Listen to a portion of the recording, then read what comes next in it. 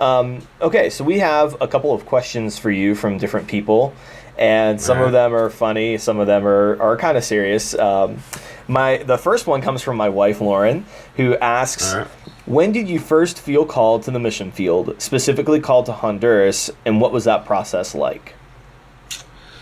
Um, yeah. So when I analyze now, I look back.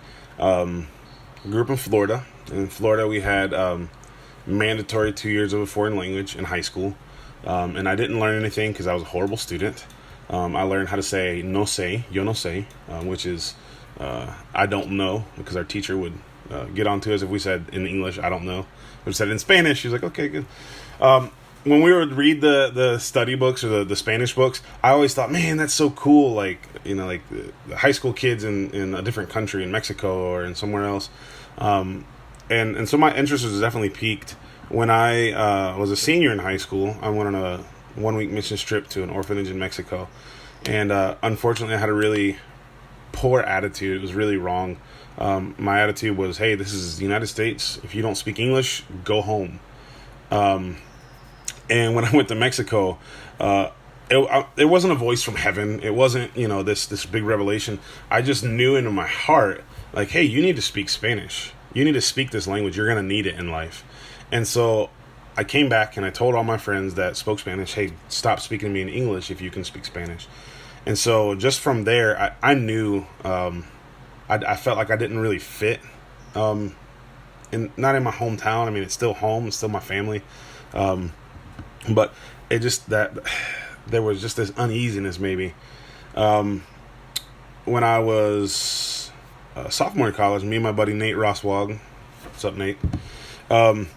We packed up backpacks and brought a guitar with us and two backpacks, and we came to live in Central America. We lived a month in Guatemala City, in our friend's house, and then we took a bus to Managua, Nicaragua, and lived a month down there. So that was the first time I went through Honduras. It was probably like 2 or 3 hours on the bus, just traveling through Honduras to get down to Nicaragua. But yeah, that summer, once again, I felt like I fit in more here than I did in the States.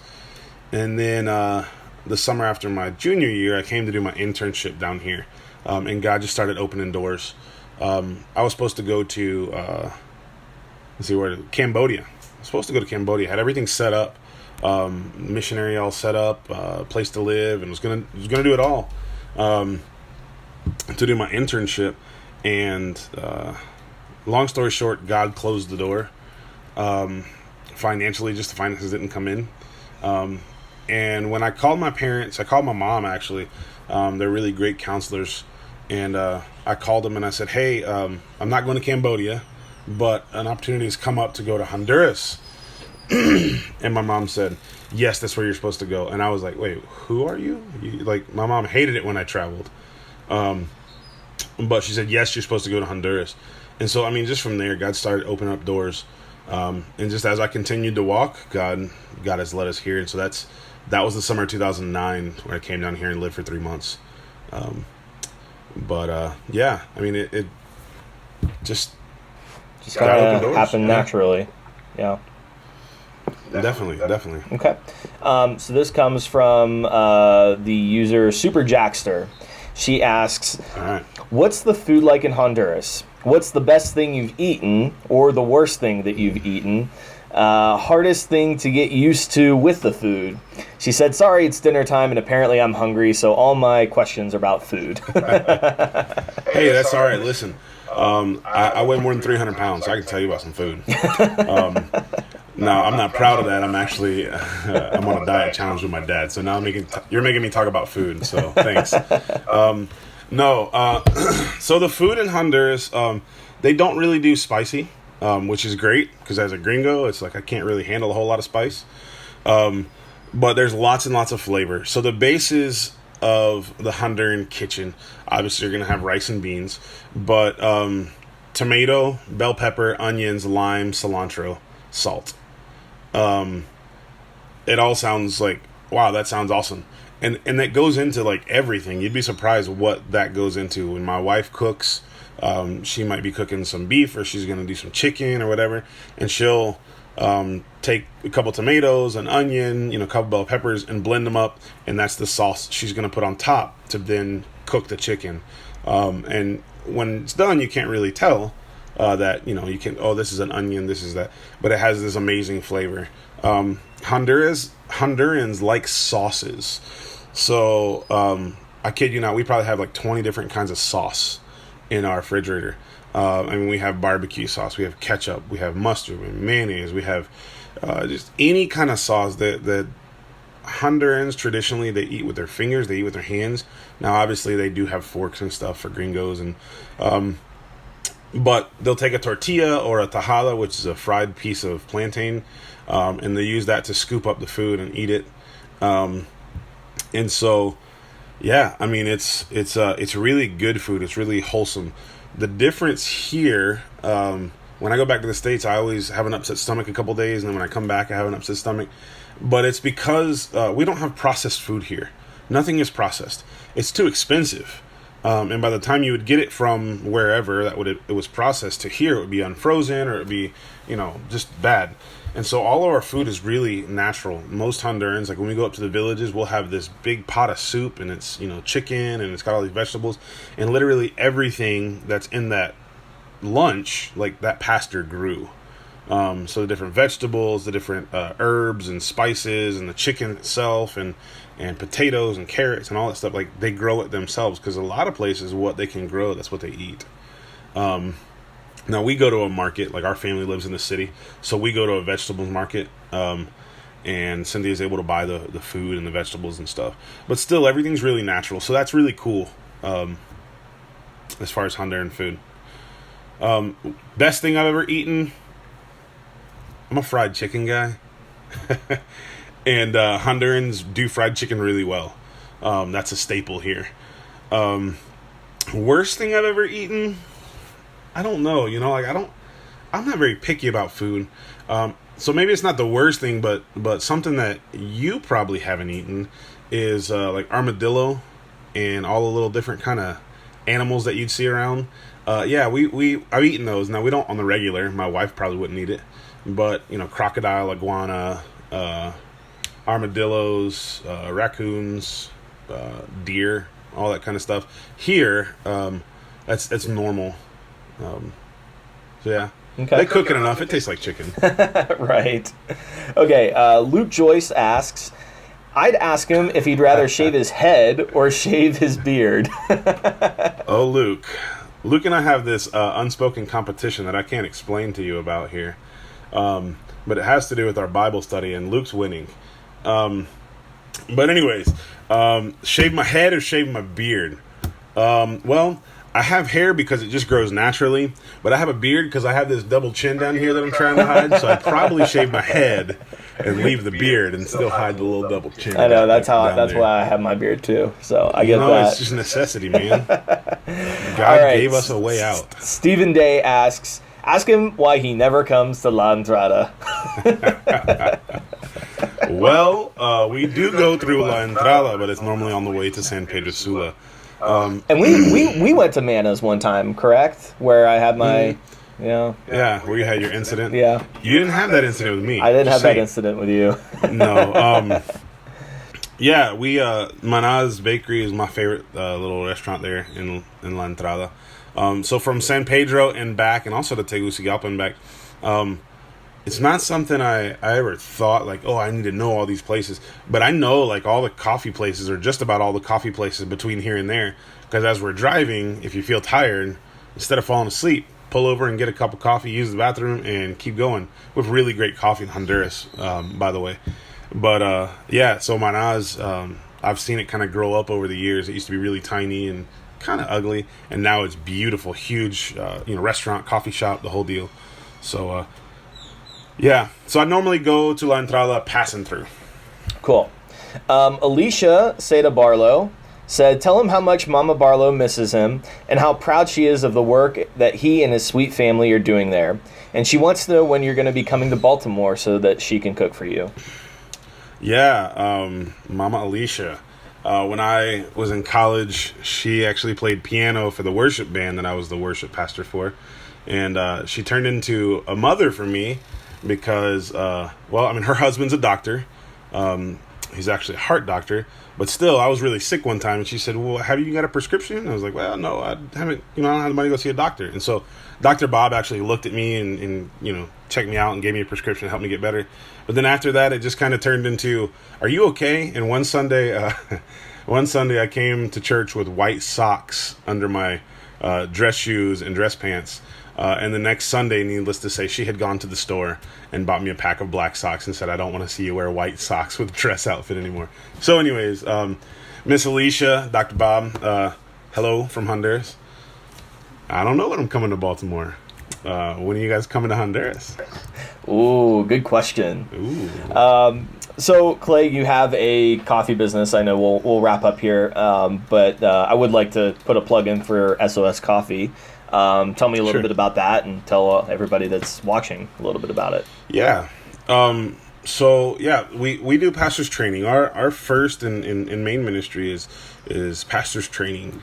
We came to the western part of Honduras and saw the need for people to preach the word of God. You got a lot of people that are preaching, but a lot of it didn't have to do with the Bible. Because the evangelical church here is first generation. The evangelical church got to western Honduras in like the 70s and 80s. So this is the very first generation of that. So we came in and started partnering with these pastors and helping to train them. Well, part of that is we pay for almost everything. There's a couple different missionaries we partner with.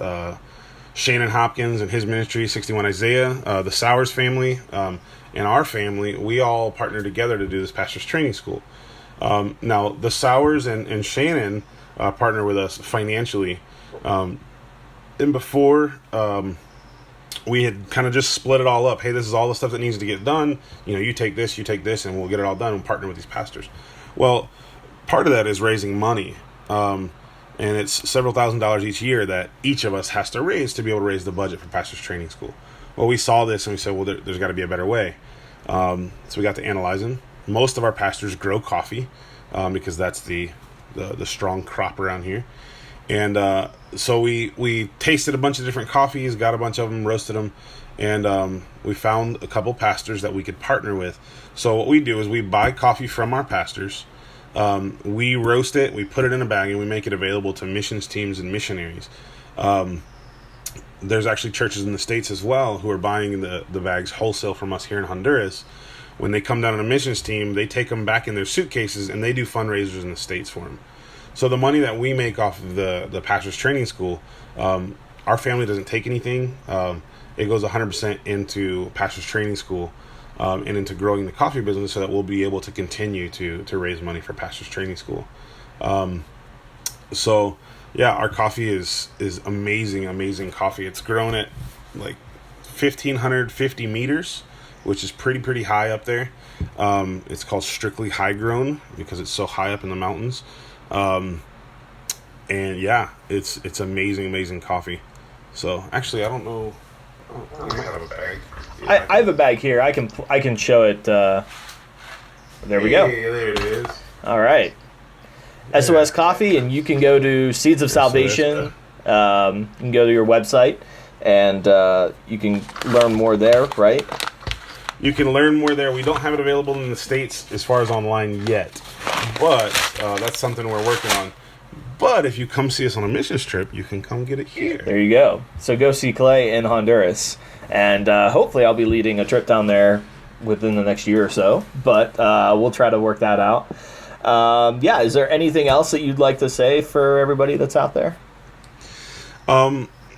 Just real quick, the last thing, when I came to Honduras, and when you go to different countries, just something natural that happens. You see what you have. You see how little other people have sometimes physically and financially. And then you go back to the States, and it's really easy to hate. It's just really easy to hate, whether you hate yourself or you hate your parents or you hate, our country that's so blessed yet so messed up or so rebellious against God.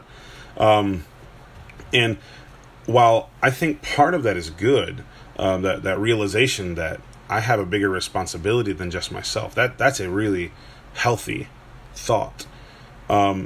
Hate is not. So 2 things. If you hate, if you're upset, tell God about it. God's a big boy. God can take your complaints. He can take your hate, or if it's cuss words, I don't know. God can take that, but don't look to anyone else. Don't go stand in a protest line if you haven't talked to God about it.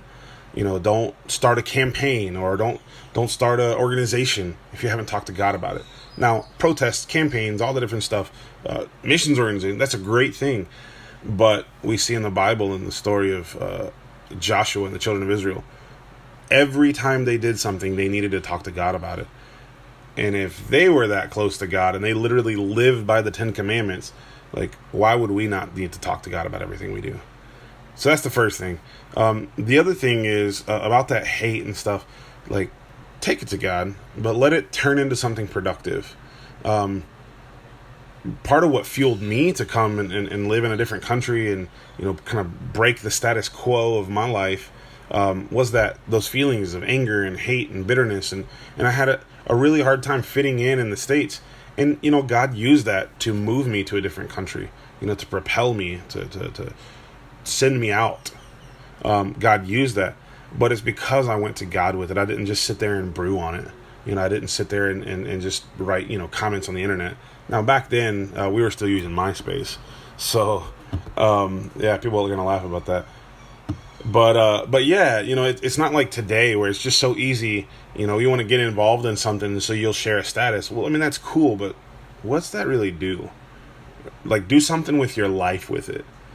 Like I said, Ephesians 2:10, it says, we're his handiwork, made in Christ's image for good works that God prepared beforehand so we can walk in them. So, I mean, God uses our experiences. God speaks to us through the things that we do and the things we see. And it's not always pleasant, our experiences in life, but God can use it if you'll give it to him. Good. So yeah. All right. And don't hate our country. Our country needs Jesus.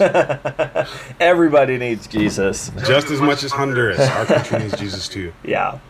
Well, Clay, thank you so much for being with me. Thank you for taking the time to show up here. And if there's anything that you would like to do to get in touch with Clay, if you'd like to message him, he's on Facebook. He's kind of on Instagram, maybe not really, but trying to be on Instagram. Yeah.